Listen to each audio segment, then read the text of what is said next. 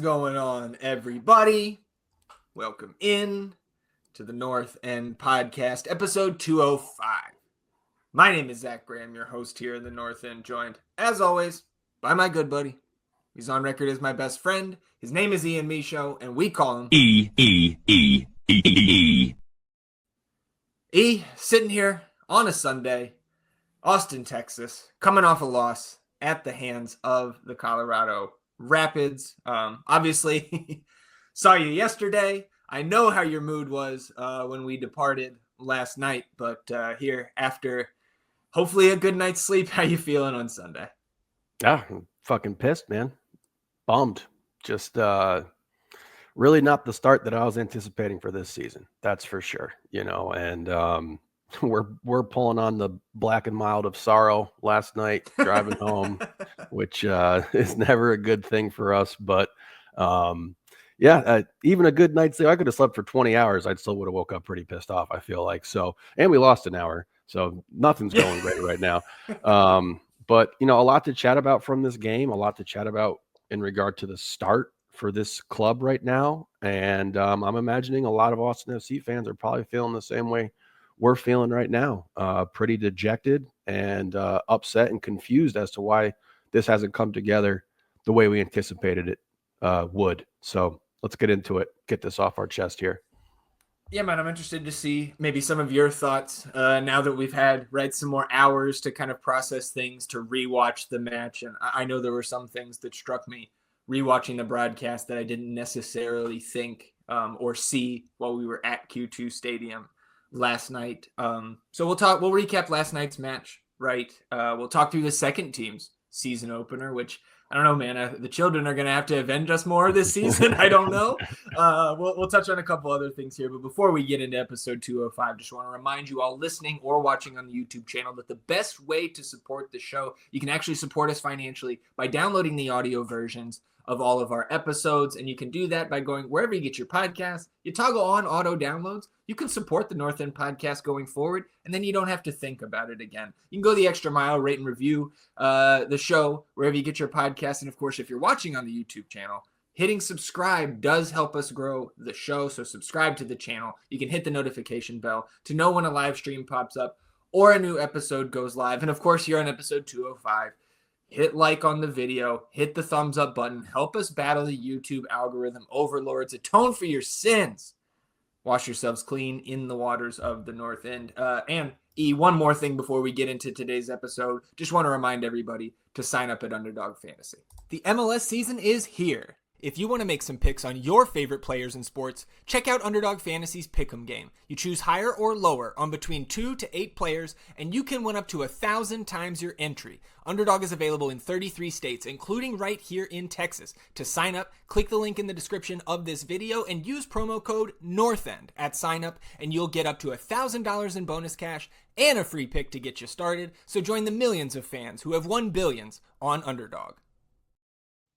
Promo code North, and you sign up at Underdog using the link in the description of this episode. Whether you're watching on the YouTube channel or listening to the audio version, you can find that sign up link there. Promo code North End at sign up gets you the bonus cash, gets you the free pick. And of course, we'll recap the Underdog pick and the rest of the nonsense on Wednesday's episode. Coming up one shot short, once again, of the glory. And one goal short of really any sort of excitement was Austin FC last night. Before we get into the pregame, the injury report, all that stuff, MLS released an updated list of GAM totals for the team. So just wanted to point that out to anybody, on the sicko side of things that may have missed that. We discussed in December when the league first published the GAM totals. I can get a couple zooms here, right? Back on December 10th, Austin had about 3.1 million in GAM for 2025.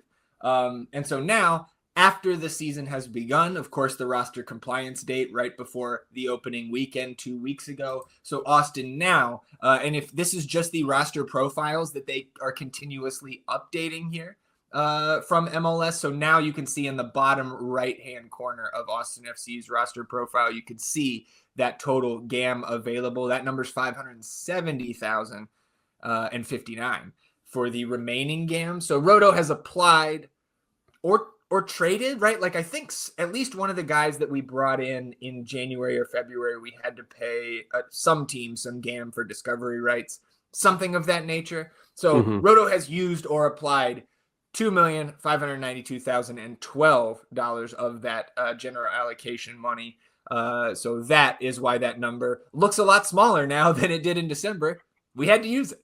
Yeah, it had to be used and used appropriately as well. But this is great by MLS getting this stuff out, allowing people to see all this, let the sickos get in there and breaking stuff down. Yeah. So I like you keep bringing up their color coordinated sheet here, and pretty sure they might have stolen that from the North End podcast. Oh, they may have. They may have. I'm pretty sure we definitely invented that.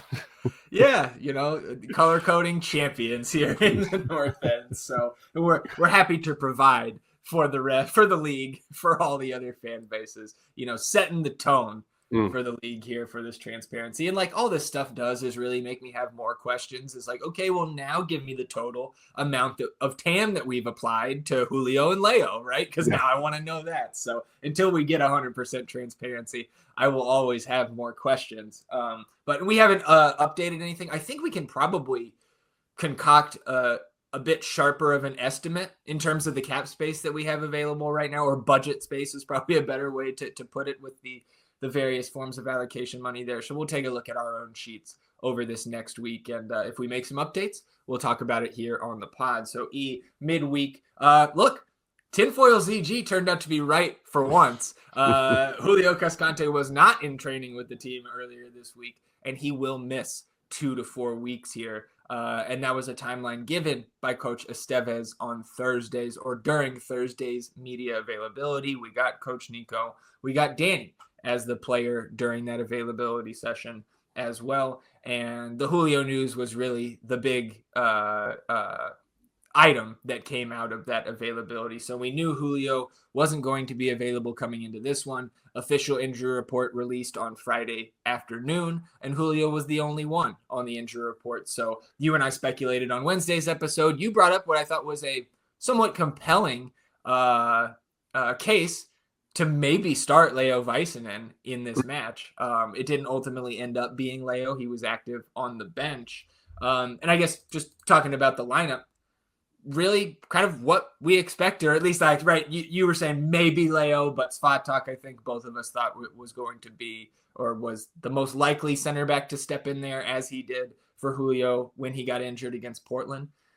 And then the change that I wanted to see, or at least one of them, the personnel change with Mirtu Izuni getting his first start in an Austin FC uniform. But as I was running through, my lengthy rant, I guess, on Wednesday's episode about what I wanted to hear, I mistakenly said 4-4-3. Obviously, we can't have that many guys out there. Wouldn't have a keeper. I meant 4-3-3, and that's not what we saw. And I think that's going to be a theme, especially when we get to the end of this match and talking about maybe things that we want to see going forward, or, corrections, critiques, what have you.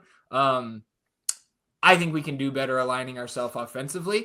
And maybe I'm just being impatient because the season has not started, like you mentioned earlier, not started how we expected. Yeah, no real shockers from the lineup. Thought maybe Sabo would get the start here as well. But I was fine with Svatak. I probably would have been fine with Leo too. But it's a big bummer about Julio right now and his injury. Not that the defense has looked poor at all throughout the entire season thus far. But we do understand and are learning even more about how much he impacts the offensive side of the ball for us in our possession-based style. So I do think, yes, I'm right there with you. I think there's improvements to be made. I don't think you're being impatient. There's clearly improvements to be made. We have 1 goal in 3 games. This game in particular, I thought we had some unfortunate luck. And I think that there's several plays that you can point to that are just unlucky, poor timing things, like the half step on Izuni being offsides that would have given us a PK. Yeah. The touch that Diego has later where he goes down in the box and you're just a half inch away from getting there first and drawing that PK. The great save by Stefan off the header very well could have been a goal. The first one from Izuni and then that second header as well. So unlucky, but there are changes to be made in my opinion, because this is not, something just feels a little off. It just doesn't seem, and I'm not expecting this team to be firing on all cylinders right out of the gate every single game, looking fantastic, perfect, what have you. But it just it just feels a little off. We're still learning each other. We're still figuring out what the tendencies are of these players and everything. But all the teams are doing that. Every single team in this league is revamped completely pretty much every year. Like there's major changes that happen to every roster. So we still got to find some more answers and everything like that. But this was an incredibly winnable game that was right there on the table. And I know when we get into the stats and everything, it'll really highlight and illustrate how dominant Austin was with the ball and the chances we were recreating. Yeah. And again, like 4-4-2 offensively, it didn't look, there were times where you could not really tell, I think, what Austin was doing in terms of their shape in possession. Yeah. Especially the first 20 and 25 minutes of this match. But so again, Stuver in net, right? Biru, Heinzike, Svatok in there for Julio, and Mikkel Dessler out on the right. Then you had Owen out left, Ilie and Danny in the middle, Osman out there on the right, and Azuni and Brandon Vasquez up top on the bench. Johnny G, Sabovic, Rubio, Obrian, Kolmanich, Cleveland, Vaisinen, Dubersarski, and CJ Fodre. So just jumping into this one, E. Second minute, I'm sitting there looking at you just like wide-eyed, open mouth because Svatok nudges it back to Stuver. Oh, my God. Who is on the other side of the 6-yard box. Like Svatok not even looking and didn't put enough pace on the ball really to like, even if Stuver was right there, he would have put him in a tough spot. So Brad has to go sprint to beat a Colorado attacker. I don't remember who it was, but to the ball to prevent a tap in here right off the rip. And I think that on the night, Svatok looked straight up bad when he was on the ball and being pressured. Mm-hmm. I'm not sure. I mean, I think the answer is once Colorado gets the lead here, they were much more content to sit back and let Svatok just kind of stand on the ball and pick out his next move. But like when they were pressing us, dude, like he looked straight up nervous. Yeah. And I also don't want to fail to mention, so I will right now, that I think even though we can discuss his positioning on the goal that ends up coming, I think he looked just fine on the night when he was actually called on to play defense and to be in the right spot and to cut things out. So I did want to mention that, but again, that's not the full picture. And you, like you said, you see the drop off between him and Julio when we're in possession. Absolutely. And look, man, the place was rocking. I was super amped up. I had been so excited to get back there. I think I immediately was flipping off Zach Steffen just as soon as I walked in, because I was just ready to go. And like this play right here just kind of sucked the air. It just felt like it sucked the air out of the place, like right away. And now we were even more kind of disjointed and disconnected. And just the nervousness that he has when he's on the ball, he's clearly not comfortable playing that possession-based style, having that press in his face. So, he has to improve there. But again, it is highlighting the Julio impact and what he brings to the offensive side of the ball. 3 minutes later, Stuver scoops up another ball in his box, and both Maxu and Navahu jump in front of him on this like long throw attempt and deflect the ball, and the official rightfully stops play. And Stuver, I think, clearly wanted a card here. And I honestly have not read the rule book on like where you can and cannot deflect a kick or a throw coming from a keeper. Mm-hmm. But you can clearly see him on the broadcast telling, I believe the head official was Marcus de Oliveira last night, who he wasn't great either. And not just because we lost the game. He's yelling at him, I have 3 guys like out there ready for this pass, and they blocked it. So there's nothing doing. And on the restart that we do get, Austin builds up down the right, Bukhari and Dessler combining, and eventually Buka puts it in right to the head of Azuni, but Maxu barely beats him there, and it goes out to force a corner. We've got Owen on corners again. And on this play, speaking of the official, one of the couple times we need to discuss this here, we sit like when there's a short corner, we always give Fudge a little nudge because he hates the short corners, but like the official, and he had done this on the other end for Colorado's first corner too, stops the play to talk to somebody in the middle of the box. But we were already putting the ball in play. Yeah. And we play the short corner, and Danny's wide ass open. So I have an issue with him stopping the play after we already blows the whistle, we put it in play, and then he stops it and makes us reset. Maybe we should change that, for lack of a better term, change the play, right? Like if you went and there was an offside call if you're an NFL team, right? But the other team saw what you're running, you probably call a different play. And so on the second attempt, we play the short corner to Danny, but he's marked. There's a guy there, and we don't even get the ball into the box. So we did get something good off that, and I thought, again, the service was better to the two forwards last night. So giving you a lot to work with there. Stuver getting his throw deflected, the build-up, trying to target Azuni in that issue on the corner there. I mean, Stuver upset, rightfully so. I also don't know if that's worthy of a card or not, but I mean, he was adamant about it, so I'm going to go ahead and say probably is. The service last night, I'm glad you brought that up. We had been asking for more service and better service, and you got it last night. We had plenty of fantastic balls played into that box that gave our guys chances, and we were just unable to score again. And, we got this first corner here, and the momentum is starting to build in our way, and we're starting to get this all going, and then you have this mistake that pops up here. Yeah, 18th minute. Austin is super disconnected in possession.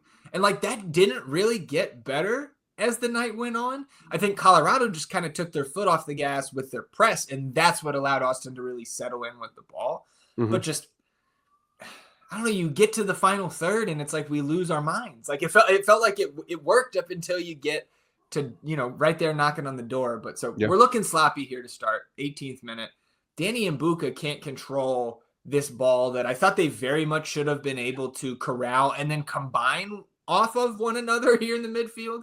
And it's turned over, and then Colorado turns around and just slices right through the midfield. Bassett to Larraz to Georgi Mihailovic, who plays a great through ball to Hafa Navahu here. He cuts right between Svatok and Heinzike. Chips Stuver, who I didn't think this at all watching it live. It's on the other end of the stadium, and I didn't see a replay till I did the rewatch this morning. I am now putting, I had 0% fault on Stuver here at first. I might have the majority now, if, again, going back to the blame pie that we had from last week. I think the majority of it goes to Brad here, because I think if his decision-making is a little bit faster in this moment, he's able to come out and get to that ball before Navahu can come and chip him. But ultimately, in the back of the net, and Navahu, you can't see him in front of the supporters section. 1-0 Rapids. Great ball from Mihailovic. A good run. I thought Svatok had poor reaction time to this play. You should have seen this being built up. You should have seen Navahu in a threatening position with two. You got two guys there, and he cuts right through the middle of them. I remember distinctly in the stadium being like, "Wow, that was slow on Stuver," But still, I wasn't like, "Oh yeah, that's his fault," because you're one-on-one with a really good player. I'm not going to expect you to save that more often than not. But I do remember being like, that was a little slow for him to get out there. But just, you're in this game where we're moving the ball up the field. You have this sequence of plays here where multiple guys just don't do a really good job.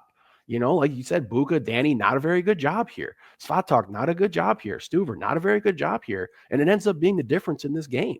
And, we've talked about the chances that other teams created. And I want to get into the stats after this game and just highlight how much Austin was creating here and our inability, again, like you said, almost losing your mind in the final third, but to get down in this hole, 1-0, and then they're in the bunker, and it's now you got to find a way to break this. And I thought that their defense played really, really good last night. I thought their defense was very, very good last night. Yep. I absolutely agree. And I also don't want to sometimes you have to credit the offense, especially when it's the best two players on the opposing team connecting like that.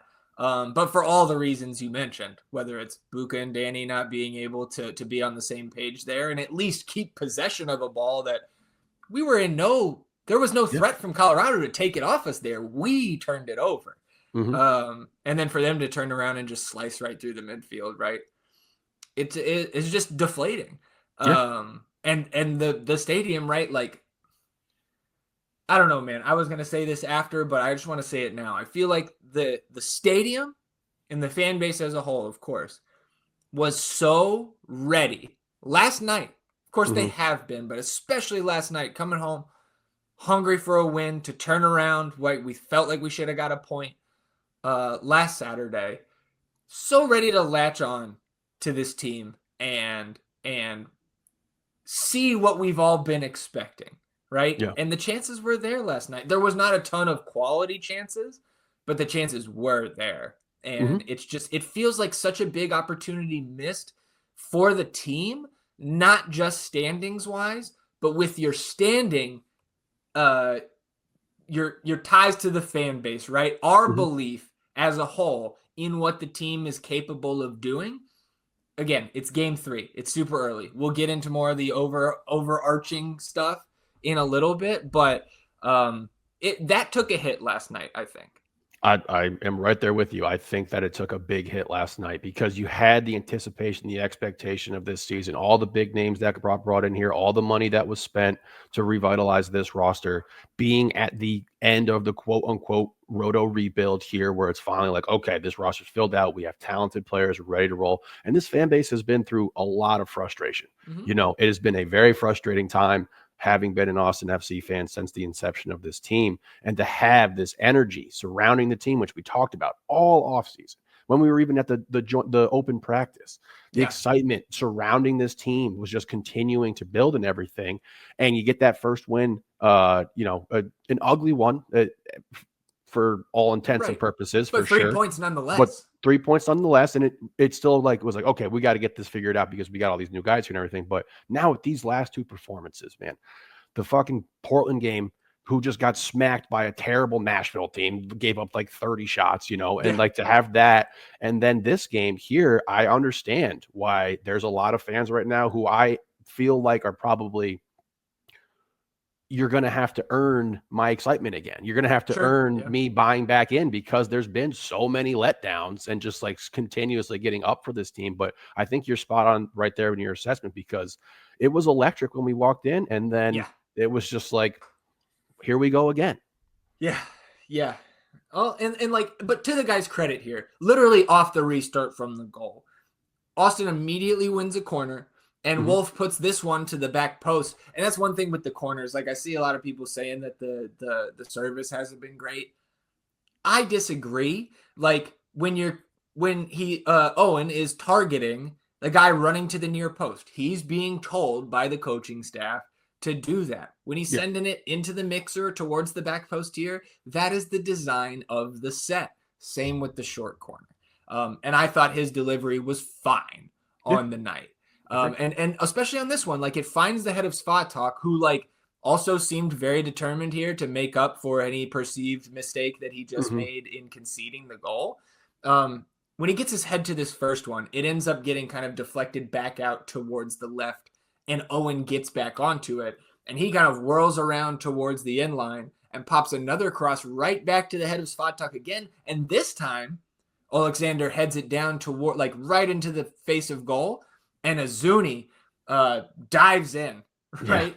And heads it off the post, and it comes off the post and back into the path of Zach Steffen. But to nearly grab a goal back like that in the effort that was shown on this play, it did set the tone for the rest of the half. And I thought Austin responded, again, just couldn't put one past Steffen. But to our buddy Aaron's point, and shout out to Aaron for the extra ticket last night for our buddy. That was great.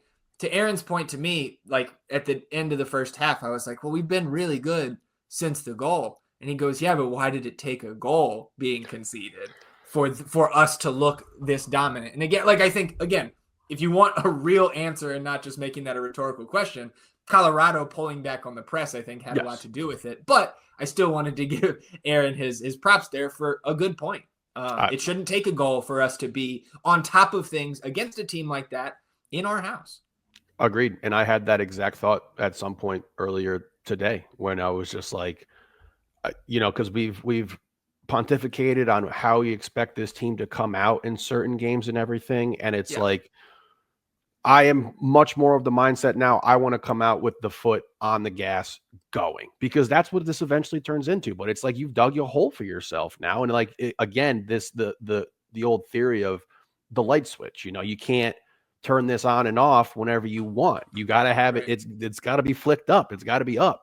So, I was encouraged by how we looked again. And then there is the aspect of Colorado pulling back and everything that helped us look better, but still frustrated at the fact that it did take a goal for this team to be like, okay, let's get going here. And I mean, some really great plays by Stefan too. If we're going to give credit to other guys and everything, he had a really nice game. Yeah, 30th minute here, so 10 minutes later, Azuni steps in front of a wayward Rapids pass kind of near midfield, and Austin progresses towards that penalty area. From the right to the left, Biro and Wolf combine before dropping it back to Danny, who's all alone kind of top left corner of that 18-yard box, and he's got time to line up a ball towards the top of the 6, and we've got a 3-on-3 situation there in the middle. Ultimately, like, nobody can put it on frame out of the air there, but again, like, we're getting into good spots, and we've got good numbers in the box with Vasquez and Azuni, and I think it was Buka crashing on that backside. If you've got those three guys, like, I will take those three guys in the box against almost any three defenders in the league, I think. Again, we haven't seen them produce the goals scored yet, but you can see the talent, especially from Azuni, and also about Mirtu, bro. Like, I am so fucking excited for him. He was our best player last night. His work rate, again, does some of that drop off when it's not your first home match in your new uniform? Maybe, but like that was still, especially rewatching him this morning, dude. Like, Mirtu Azuni is going to score a lot of goals for this team, and he's going to give his all. That was my impression of him last night, and it was just it was refreshing to see after having a little bit of concern from the half hour we saw last week where he just we couldn't get him the ball. Yeah. We made a point of it in the first half, and damn, was he close a couple times. His motor is awesome. He wants to score. Like the way he throws himself into the fire here a little bit to get that header off of Svatak was just impressive. He was impressive all night, and I agree he's going to score a lot of goals. 30 touches inside their box, 13 shots inside their box. You know what I mean? So we were in there all night. We were in there all night, and it's just, again, the inability to put something behind a keeper. I think BV's a little frustrated too. I think he had probably expected to have been on the stat sheet by now. And it just feels like we got to crack this seal one time and just get this first goal, get it off our back and everything, and then start rolling. But to your point, great service from Owen. I think he created 2 big chances last night, most on our team. And we just, it just keeps coming back to our inability to score. Yep. Yeah. 2 chances created for Owen last night. And ultimately, again, we obviously read off the stats when we get through these here, but on FOTMob's Model E, well, they gave him the 2 chances created. We had no big chances created out of all the service, out of all the shots we had last night, which I think is telling, again, coming back to some of the things you talked about the passing, right? While we did have 17 passes to 9 in the opposing box, so you if you can double up your opponent there, you're probably doing pretty well. I thought this, with almost 60% possession, passes in the final third, Austin 72, Colorado 75. If you're getting less passes in the opposing third when you have 60% possession, it's very horseshoey. Yeah, like you saw on their goal, they were very direct when they got their chances. It was, okay, we have the ball now, let's go. And they make quick decisions, and they got that goal from directly because of that.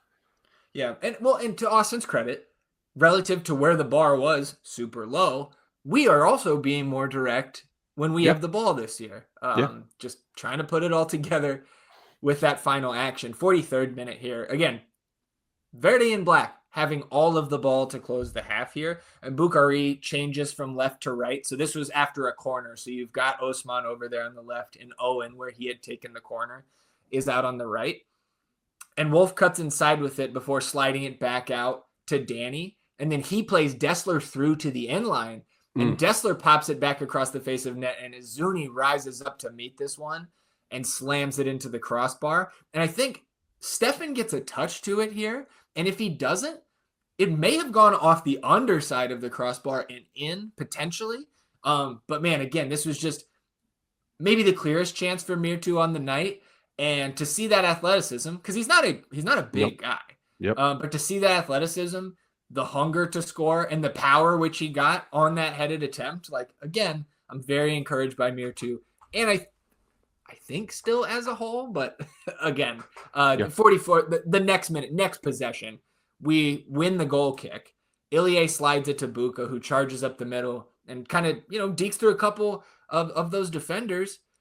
I think we can see a little bit more of that going forward. We've got to get him in spots to do so. He rips a shot here, well wide right, and took out Buddy in the north end there. Glad he was okay pretty much right away, but right to the dome. Yeah, that thing was humming. Back to the attempt for Azuni. Yeah. Great 1-2 play passage from Danny and Dessler. Though arguably the best looking build-up play of the night between those two to get that kind of run on, to get that chance for Mirtu. One of the unlucky spots I talked about before we jumped into this nitty-gritty here was this play for sure, because Stefan gets a hand to it and just is able to, by an inch, make sure this doesn't go in. So tough. You saw some doubles on Buka last night again. That is clearly on every scouting report. Yep. You got to send two guys at him, because you can't just guard him one-on-one. Yeah, you can't guard him one-on-one space. He glides. It's really weird to watch, because it's not frantic, right? He's just kind of gliding past people. But, and again, encouraged as well here going to the half with this type of build-up. Okay, we're going to be able to get something here in the second half, but to no luck. Yeah, and coming out of the half, no changes here. I thought even before this play that I'm pretty sure I told you, like, I would not mind seeing Sabovic for Danny. And I think I added, like, if he comes on for Owen, I don't care. I just think we needed somebody else. We needed to try something different in the midfield. That doesn't come until later, but 47th minute here, Danny gets a throw in from Dessler on the near sideline from the broadcast camera, turns around and just gives it right to Rafa Navahu. Yeah. Navahu takes two touches and tries to bend it around Stuver, and we got very lucky that went wide, because I think he beat him with the shot and was just a sliver wide of that back post. But it's just glaringly bad. There's no way to sugarcoat this turnover from Danny. And here's what I was thinking this morning. If that goes in, what is the result for Danny going forward? Because there's not much difference between what he did and what Kip Keller did 2 years ago. And I'm not going to sit here and advocate that Danny should, probably even if he converted that, Navahu that is. Even if he converted that, I probably wouldn't be sitting here advocating for Danny to be benched going forward. But I think you might be able to make a case for Danny to come off the bench for a game or two here, just because I don't think he's been playing to the level. He's not playing above the bar of expectation that I have for him, because we know how good he is. And I'm not sure, again, maybe some of this is we're trying different things with this new coaching staff, and we didn't have a ton of time in the preseason running with all of the ones, because some guys were getting here late. And of course, preseason, you're mixing and matching. You're not putting too much load on anybody minutes wise, but I don't think it's been a great start to the year for Danny even before this. But then this is the bait for people to really jump on you and be like, what are you doing? You're not playing well. And I don't think I could fault anybody for that, because I'm not sure how, again, I think if I could go back and watch all the Danny film from the first 270 minutes of this season, you're going to find plenty of clips there where he's doing Danny things. He's playing well. He's making good individual plays. But I think you could probably find more clips that stand out of him hitting a lazy pass. I'm not even talking about this one. A lazy pass or missing an assignment or what have you. And like it or not, I don't think he was given that first yellow card against Portland. But if you go back to the box scores, man, on the league site, he's still given that. So he's already picked up 2 yellows Yeah. as well. He's well on his way to another yellow card suspension. The suspension is coming. That's gonna happen for sure.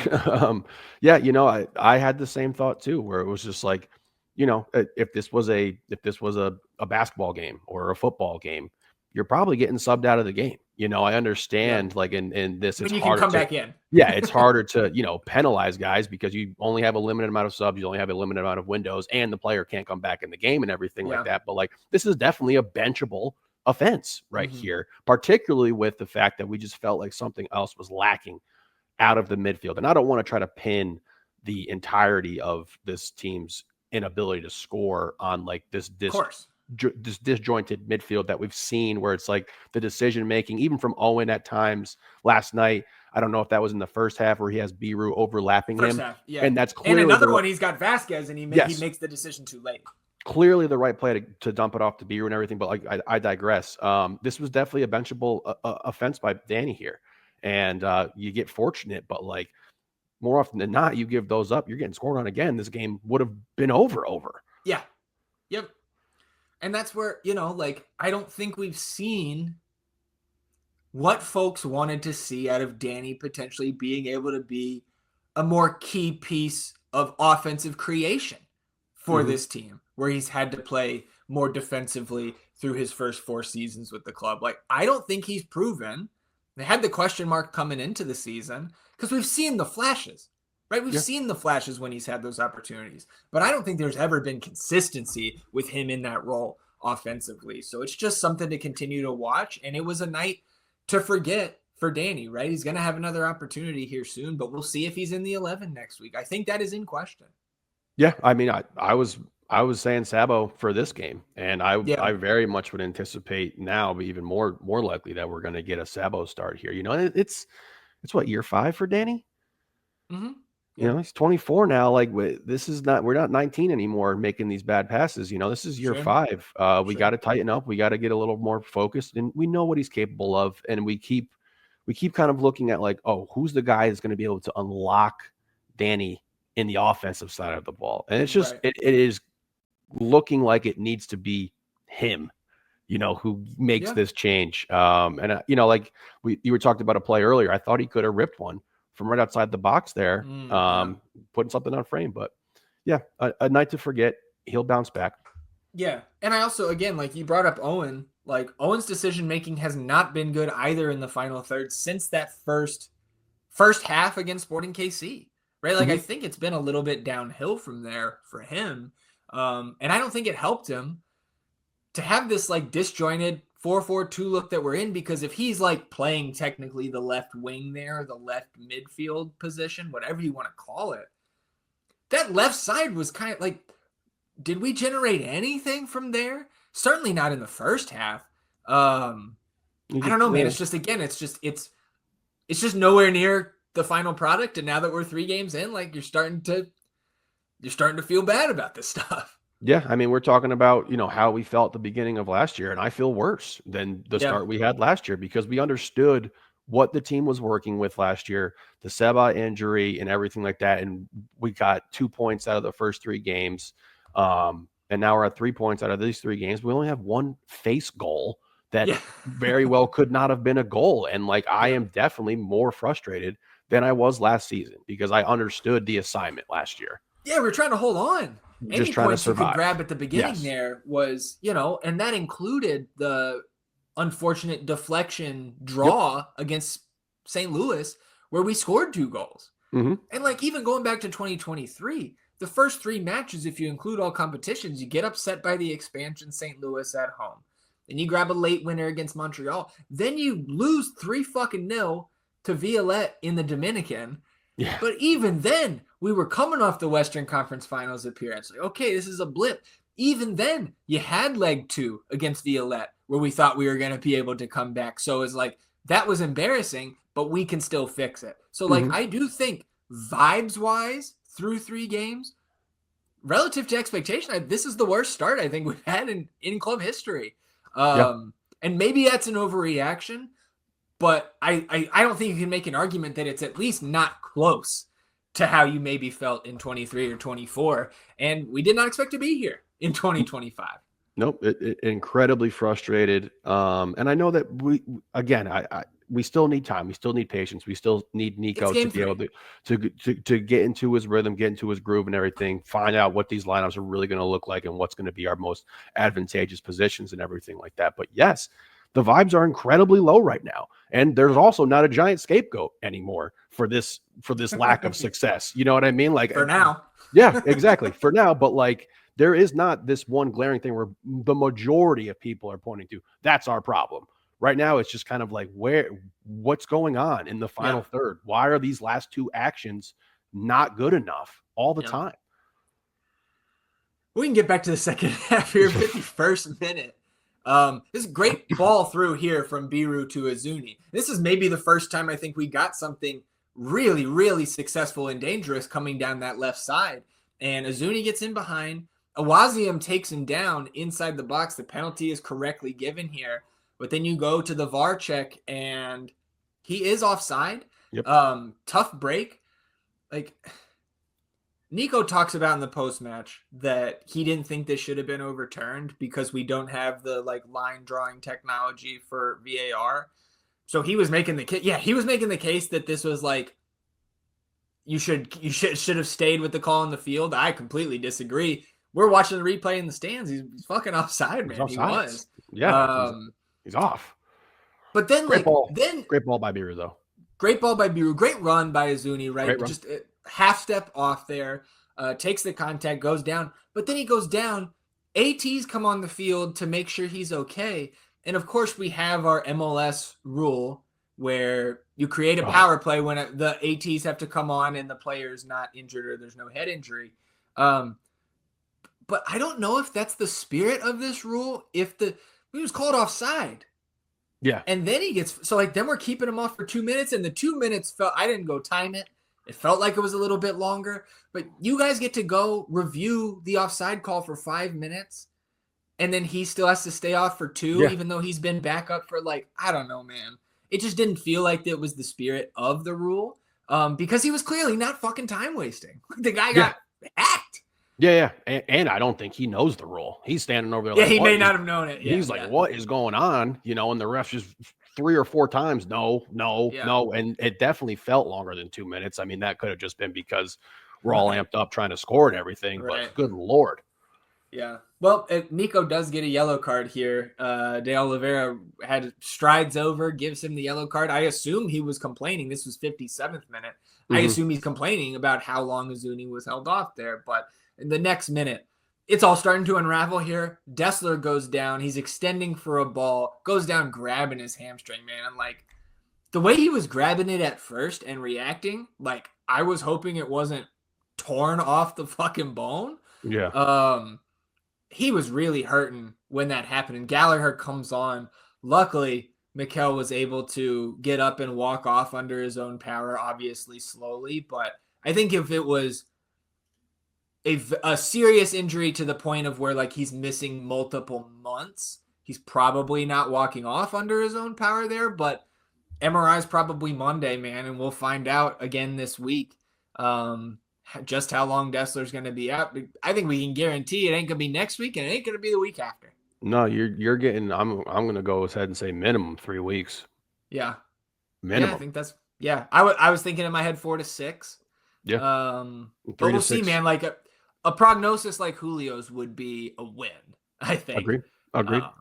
So we'll see in the middle of the week, but flurry of subs starting in the 71st. You get a triple sub here for Austin. I do want to mention, I don't think I have any notes here about it, but I thought John Gallagher came in and did some really good things, including continuously looking for Osman Bukhari in space. And I felt like Buka was able to do more things down the stretch of this match because Gallagher continued to feed him when he had the opportunity. But triple sub in the 71st. Savovic, Obrian, and Rubio come on for Ilie, Owen, and Azuni. So to get 70 plus out of Azuni here, you imagine he's able to go 90 next Saturday, which is a great thing. But then I'm also looking 2 weeks from now when we're in our first international window of the season, and you're probably losing Azuni for San Diego at home. So also Fernandez and for Cabral on the other side. 5 minutes later, Ronan and Rosa come in for Colorado, in for Murphy and Bassett. And then in the 80th, Kolmanich is in for Biru, who, if we're going to ask Biru to play like this, and maybe we are going to see significant changes in the way we're building up in possession and in attack, like Nico hinted at preseason, like maybe that's part of this. But if we're going to ask Biru to do everything he was doing last night, making those long ass runs overlapping on the left and allowing him to cut inside, he's gonna die, dude. He was so fucking tired last night. So like it was just something I was watching, especially on the replay. Like he looked dog tired at the end of that. Kolmanich coming on against Colorado late on, needing goals. I was like, all right, we're about to get some more game-winning assists here, but not to be. And Stefan gets a yellow card in the 83rd for time wasting. Frederick comes in for the Raz. So a lot of changes there. Any comments on the subs in particular? No. Thought maybe they were just a little too late. Sure. Yeah. I think that's fair. Again, I still keep coming back to week 3. We're still figuring things out. It's the first time we've had a Zuni available to start. I don't know where the coaching staff's confidence is on Sabovic here, because I expected to see a little bit more of him. So again, it's just still something we really need, like we've been saying since the preseason. You really need to give him 8 to 10 games, like 2 to 3 months here to really figure out the identity of this team as fans. And if we're going to do that as fans, then you got to give that grace to the players and coaches as well. But it just gets harder and harder to do as a fan, because you're wrapped up in your emotions. You're not exactly thinking clearly when you're in the heat of the moment there. So I mean, we close this out here, but 89th minute, still dominating possession. Sabovic brings it down the right side here. He slides it to John Gallagher, who's overlapping him down the right. Gally gets to the edge on the right side of the 18 there, pings it near post right to the foot of Brandon, and Vasquez kind of tries to almost like backheel flick it. His flick goes just wide of the post. But I think that's, again, it's one of those chances we're created. We're putting the ball on the feet of our multi-million-dollar forwards, and at some point, and I know you were mentioning this to me yesterday too, is like at some point, Brandon has to go finish one of those. And he will. Like this is another one of those, just kind of everything was like half an inch last night. Half an inch offsides on Mirtu, half an inch late with the Diego potential penalty, half an inch here and everything. But yes, the positives, the service to our best players, particularly in the air, was great last night. And we're going to have to find ways to finish those off. 90th minute, you get a yellow card to Danny for taking out Omer Fernandez. On the replay, it looks like it was given probably for the follow-through on this challenge, and I think it was fair. 7 minutes given here of stoppage, and in the second minute, Rubio is taken down entering the penalty area, meets Wayne Frederick at the ball, and then Frederick, makes contact on his follow-through, and the penalty is given. And then here comes VAR, and again, I think correctly overturned here. Frederick beats him to the ball by a split second, but it is what it is, man. And then Rubio did a good job selling it, but again, inches away from potentially the tying goal there, or attempt at a penalty to tie. It's just tough, man. 12th, obviously, with that delay, we go past the 7 minutes. So 102nd minute here, Svatak yellow card for taking out Navahu on a break. And then the game, I think maybe appropriately, ends with a pass to nobody. Kader thought that Jean was overlapping on him on the left, and he had stayed up high. And so we passed the ball into nothingness, and the final whistle blows the 1-0 loss. And I think going back to, it struck me in the waning moments of the match. You can see it on the broadcast, of course. Going back to my point about this fan base, and especially the almost 21,000 in attendance last night, because, dude, that was the first time in a long time, I feel like, where, like, it was packed out last night. Like, of course, there are a couple empty seats at all times. There's a couple hundred people up on the concourse, but, like, that was a full house last night. And for the last 15 minutes, man, it was starting to clear out. Because we're not providing anything really inspiring to the fans to get them energized, and it's cold. And there's kids there who are getting less and less entertained as we continue to have 0 on our side of the scoreboard. It's just such an opportunity missed for this team to keep that honeymoon period that we've all been in with this club, to keep it alive. I think rightfully so for a lot of fans that probably ended last night. Yeah, that's what I'm saying. You're going to have to find a way to earn these people's trust back, because it's been frustrating. It's been very, very frustrating to start this season. And I thought a solid bounce back kind of performance after that Portland game.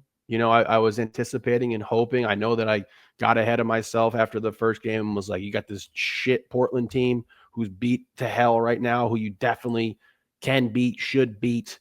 And then you're going to get Colorado at home, who, is not overwhelmingly talented. And you could be, now we're rolling into LA. You're going to play fucking LAFC now, man. And, to be sitting on just 3 points and looking at these stats where it's like we're putting up like nearly 20 shots a game, it feels like. We got 19 in this match. I think it was 20 something versus Portland.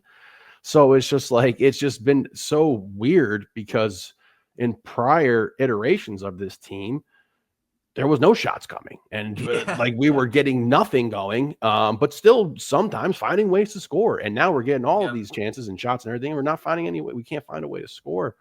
I'll give my credit to Colorado. I think right game plan again, and they got that first goal off a very, very, very slick play from their 2 best players, which is what you want. That's what you ask for. Your 2 best players to deliver in those moments. They delivered. Then you're able to go ahead and sit back, try to muck this game up a little bit. And we kept the pressure on them. But, again, I think outcoached and out executed by the opponent, because it's becoming somewhat clear to me that a lot of these teams aren't going to try to run and gun with us. I think that they understand the firepower. You've seen the scout on Buka every single game where he's being doubled a lot. Like, it's coming soon, so we're going to have to make adjustments here, and just find a way. But this is a tough team that you got coming up. You're going to try to adjust against. 59% possession for Austin at the end of this one. 19 shots to 6 in favor of Austin, 5 shots on target to 3 also in favor of Austin. 13 of Austin's 19 shots came from inside the box.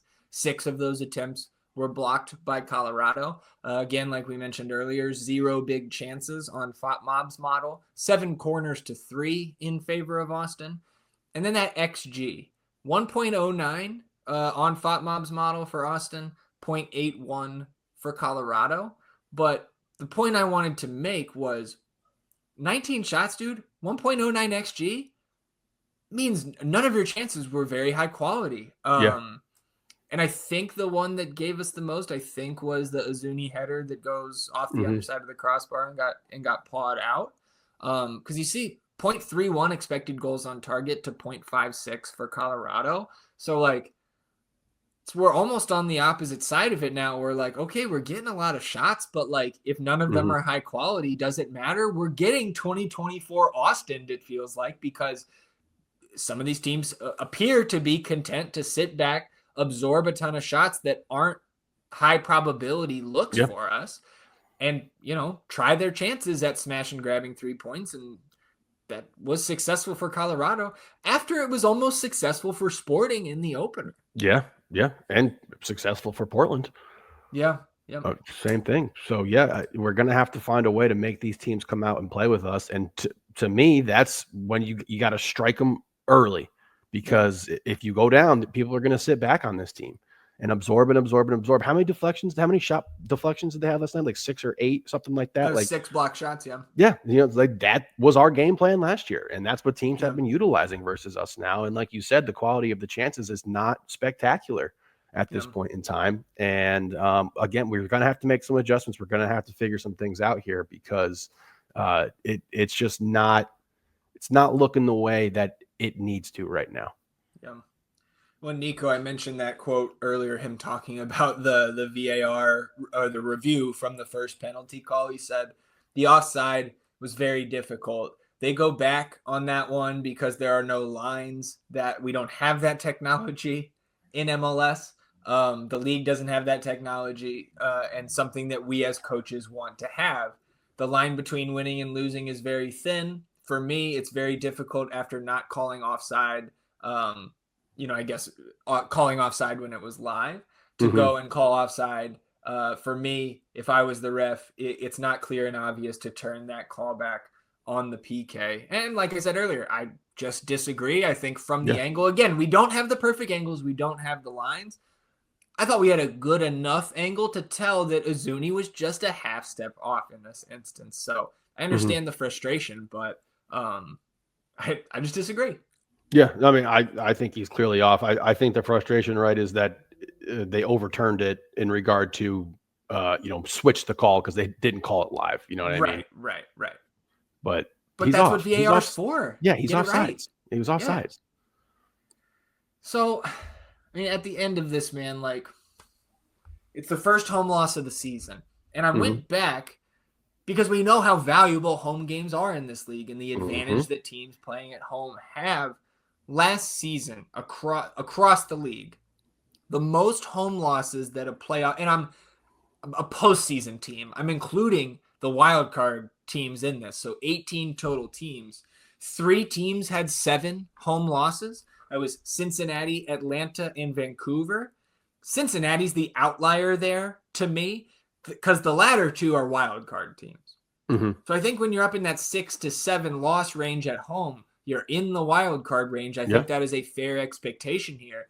Only 5 of the 18 total postseason teams had 5 or more losses. So you add in Minnesota and Orlando City to that mix. So it's once you get 5 or more home losses, you're in trouble. Yeah, you're in trouble. You're mostly, unless you're Cincy, who, like, again, we're not, at Yep. least at this point, compared to how good they were last year. That's 1 of 5 before you're just like you're taking yourself out probably of consideration for a top 4 spot in the West. So only 4 more left, man, with 15 home games to Yeah. go. It's not one you should have dropped, man. Like, and the championship teams, I'm pretty sure the Galaxy lost once at home, if that, last year. Mm-hmm. Right? Mm-hmm. So, like, again, I'm not expecting perfection out of 2025 Austin FC at home, but that's kind of a number I'm going to have my eye on throughout the first half of this season. You got to defend home turf.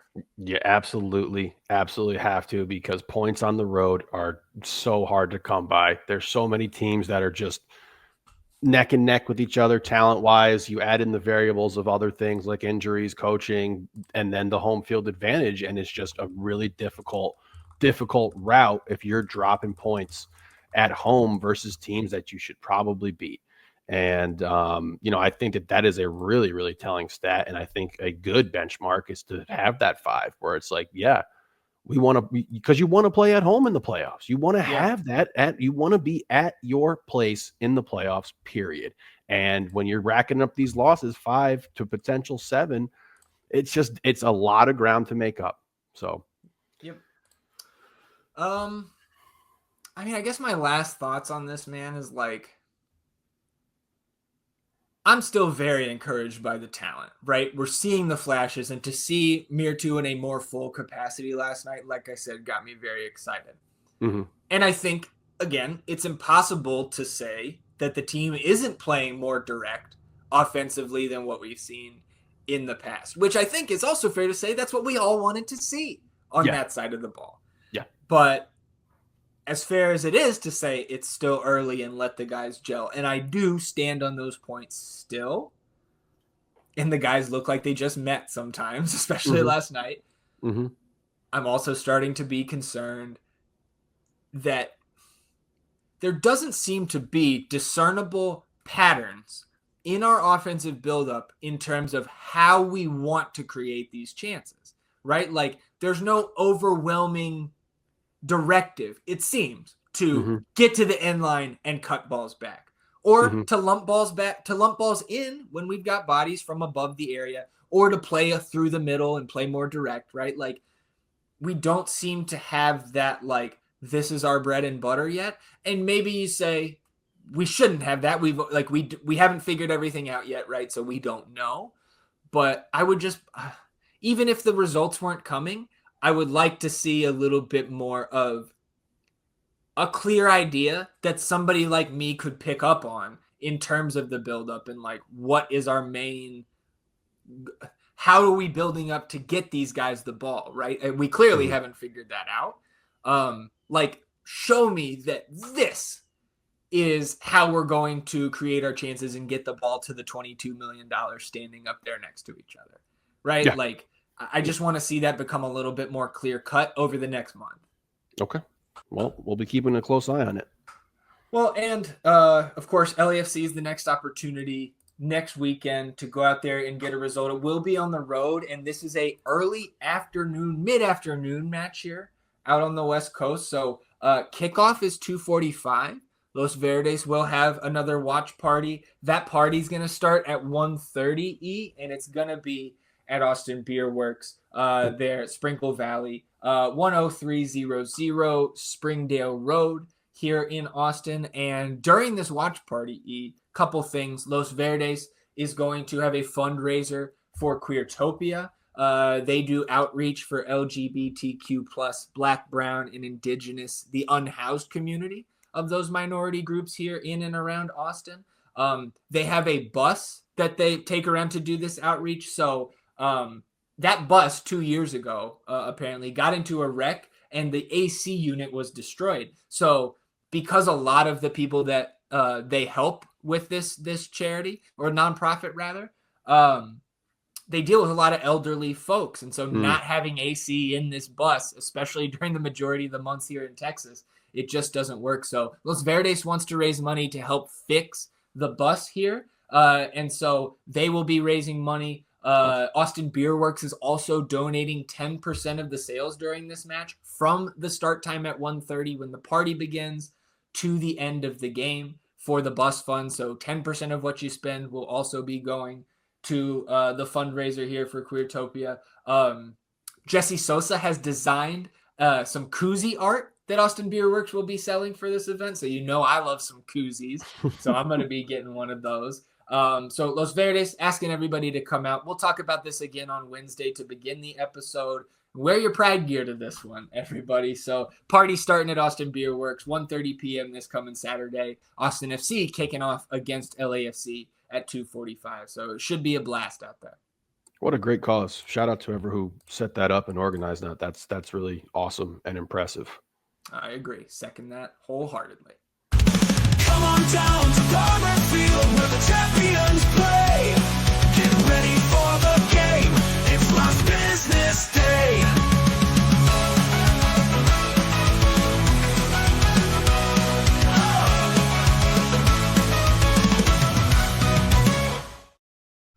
Woo! Last business day on episode 205. The children, they have avenged us once again. We got the flurry of news for Austin FC2 that we were expecting headed into this match on Friday. First up, kind of in three parts. You got loan agreements with Austin FC2 from CJ Fodre, Micah Burton, and Jimmy Farcarlin. CJ, of course, did not play in this match. He was not on the bench, something I thought we may have seen. Clearly, expecting to get some CJ minutes when the coaching staff deems that appropriate, but you did get Micah and Jimmy starting this one. Then, very interesting, Austin FC2 re-signs Aaron Cervantes through the end of this year with an option for 2026. That is different from the contract he had last year, which was just a 1 year with no option. So the club deciding to bring Cervantes back, that made me scratch my head. Like, what's the deal with Charlie Farrar? I did see Charlie sitting near the bench in this one. So he's still around. So maybe we get him signed here as well in the future. And then we fill out the rest of the roster with basically a starting lineup of some of our academy kids here. Chris Avila, Mo Badawia, Isaac Brown-Samper, Lucas Cavalcante, Santiago Maynez, Mason Miller, Chuy Moreno, Damian Perez, Joe Arena, Cooper Roney and Jackson Stevens all sign amateur agreements to join Austin FC 2 for this season. So I apologize to any of the boys if I mispronounced a name or two in there, but this was awesome to see, man. And I think we're clearly going to see some of these academy guys fill in the gaps for Austin FC 2 this year. And I'm excited, as like you and I haven't gotten to get out to as many academy matches as we would like to. So to have the opportunity to see these guys, whether it's in person or on the Apple TV broadcast, is great. And of course, we've seen Mason and Santiago and Joa play with the second team before. No, this is awesome. Shout out to all of them. That's just so cool. So for this match, Austin FC 2, rather, interesting lineup, right? Like one thing I did on Wednesday's episode, I completely forgot that we were going to see Micah Burton with this team, so I didn't have him in my starting 11 guess here. But we get Alstrup in net. Backline, no surprises here. Bonachera, Gomez, Van Ryn, and Riley Thomas, with Antonio Gomez wearing the armband here. Midfield of Irvin Torres, Jorge Alastuye, and Adrian Gonzalez, who's now wearing the 6. Alastuye is wearing the 10 here for the second team. And then Micah Burton, Peter Grogan, and Jimmy Farcarlin up front. The Colorado lineup was a little bit eye-opening here as well, because Darren Yappy, Kamani Stewart-Baines, Adam Beaudry, all in the starting lineup here. And before this one kicked off, I was like, man, this is going to be a big-time challenge. And I don't think the scoreline was as indicative of, like, Colorado was close to scoring a few goals in the first half, and they end up pulling 2 back in the second. But holy shit. The floodgates were open right from the rip here. Third minute. Alastuye plays Jimmy out into a ton of space. Jimmy gets on his horse. Rapids defender catches up, but Jimmy beats him towards the end line and just roofs it right over Adam Beaudry. And this was only 4 years of MLS Next Pro, of course, but this is the fastest opening day goal in the history of the league. So congrats to Jimmy there, and Jorge getting on the board with his first Austin FC 2 assist. 15 minutes later in the 18th, Jimmy and Riley Thomas combining down the right side, and Jimmy ends up whipping this one from out wide near the sideline and flying in from the left to head it home. No, it's not CJ Fodre, the roommate connection, but it is Irvin Torres for his first goal of the year, 2-0. 7 minutes later, floodgates all the way open. Austin progresses up the field quickly down the left. Bonachera finds Micah Burton. He slides it along to Alastuye, discarding a defender, rips a shot past Adam Beaudry from about 18 yards out there. 3-0. And 7 minutes later, Austin back on the break. Great one-on-one save by Alstrup here on Kamani Stewart-Baines. That's one of the Generation Adidas players under contract with the Rapids first team. Micah pushes it forward here to Jimmy, and Jimmy crosses it centrally to a sliding Peter Grogan, who's wearing the 9 here this year. He knocks it home. I believe that's his first professional goal after playing, I think, semi-pro back home last year. 4-0 start in just an hour, or in half an hour, really. And dude, to like only be able to put 3 goals past Beaudry with the first team last year, and then in a half hour we've got 4 on them at the pitch, man. Like, something about these young guys, they go play first team against our first team and they do well. Fucking the Reed Baker Whiting rule, I guess, right? These guys play at Parmer, you get your ass whooped. And so, like, I guess I don't want to see Adam Beaudry again with the first team at Q2 next year. But this one also got extremely chippy. I'm very glad that Alastuye is okay after this, because it was just I thought it was a red card worthy tackle here on him. Like, you could hear the crunch going into his ankle from the broadcast. Seems like he posted after the match that he was all good, and the Rapids grabbed 2 back, which actually made me tighten up a little bit in the second half, because it was 73rd minute goal, 74th minute goal. But 4-2 is the final here. We ended up seeing Deanda came on for Alastuye after the injury. We had Krzyzewski on for Bonachera in the 74th, and Chiesla and Abarca on for Jimmy and Micah in the 83rd. So those guys get in and get some time to see this one out. And you start with 3 points. Just like the first team, all you could get was 3 points from one match. So mission accomplished, but just in dominant fashion. And that was really, really fun on our Friday evening. Yeah, what an awesome start for those boys to get this season underway here, and looks like we're going to have some real firepower on that team. Yeah, should be fun. It was very fun to watch those guys. Looking forward to their next match. We'll preview that match against Loons too. That'll be on a Friday match again, 5:30 kick. Don't know why, but we'll preview it on Wednesday's episode. Let's close it out here, E. The best keeper in the world. Back for 2025, the best keeper in the world. Our buddy and resident Louisville City fan, Trevor Allison, has provided us with his update from last night's season debut. Damian went the full 90 against Charleston Battery, 2 saves on 3 shots, a 2-1 victory on the road. That was a matchup of the 1 and 2 seeds from the Eastern Conference last year. So Louisville getting off to a hot start. 15 shots total for the Battery. Louisville blocked 10 of them. Trevor said he didn't see all of the match live, but one of his big takeaways is that the defenders seem a little more willing to play back to Damian than they were last year. Obviously early, but this would be a good positive. Good save on a well-placed long shot in the 39th. Strong hands to parry it wide. The goal was basically the same situation as Austin's goal allowed versus Portland. A big bounce on an untouched free kick. Bit of a tougher angle for the keeper to read, but he thinks that Damian should have been a little more aggressive coming out. Charleston got a red in the 70th. Not much to report after that. Damian came out strong on a cross right before the final whistle. Put the ball high up in the air with an offensive player right on him and was alert in the scramble that followed. His box command was solid in that situation. Overall, a lot of what we saw last year with the good shot stopping and the goal allowed from a box command and decision-making kind of situation. Pleased to see him a little more involved and controlled with the ball at his feet. So we'll keep our eyes on Damian, the first of many here in 2025, and starting with 3 points. Congrats to him in Louisville City. Big congrats to him, and shout out Trev, man. That's great. Absolutely. Anything else, E, for you here on episode 205 before we shut it down? No, I feel better. Purified.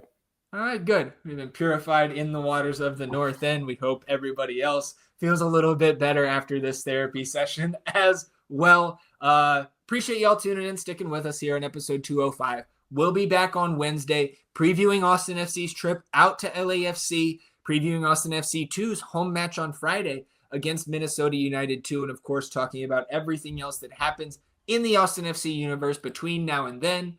Enjoy the beginning of your week, everybody. We'll do the same. We'll see you back here on Wednesday for another episode of the North End Podcast. Until then, he's E, and I'm Zach. Vamos Austin FC, everybody. Goodbye.